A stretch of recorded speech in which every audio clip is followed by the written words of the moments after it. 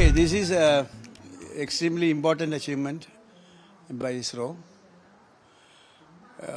In fact, the docking is a pre-requirement for our future missions, particularly outer space missions.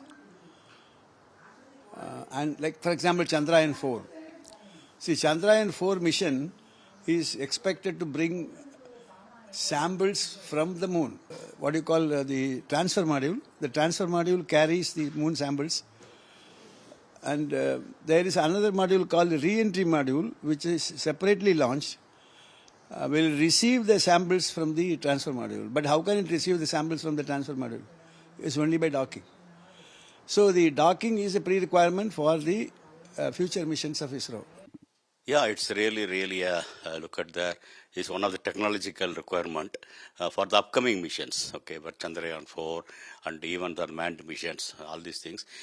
Instead of launching the separately on one mission, and this requirement of one mission already there, another one going and docking is a real requirement for the upcoming many of the missions of ISRO.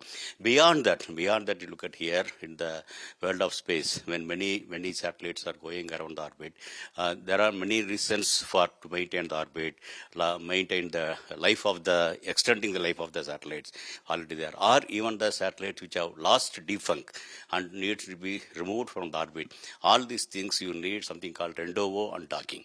And this, I think, is really very timely thing ISRO has done it. And that too, the challenge being two small satellites.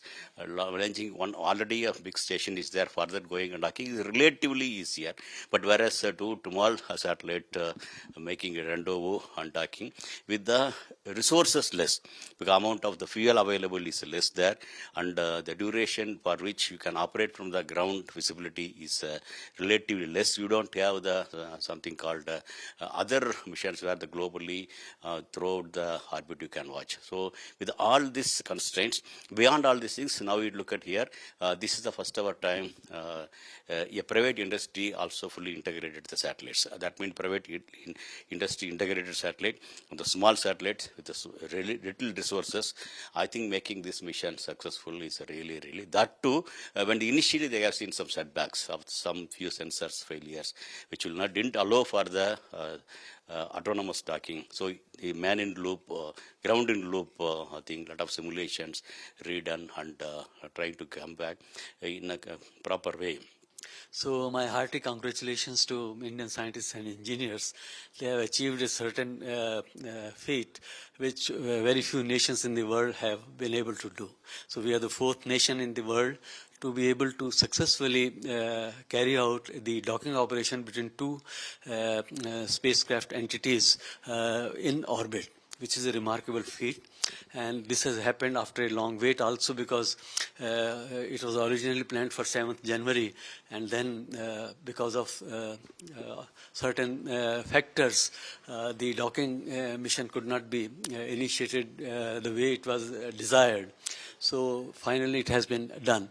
It's a very complicated process, because keeping two spacecrafts in orbit around the Earth, they were being maintained in the same orbit, so virtually the same speed in the respective paths, and between them a certain distance had to be maintained.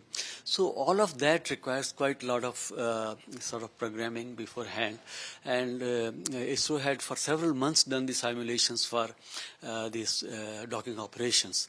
Docking operation is very important from future space missions, because India aims to build a space station. As also Chandrayaan-4 will also require docking, because after collecting the lunar samples from the surface of the moon, the ascender module has to meet with the transfer module. So docking in space there also has to take place. So this was the first time, and in first attempt itself, I must say, ISRO has been able to achieve this, and this is completely homegrown talent and home developed almost everything.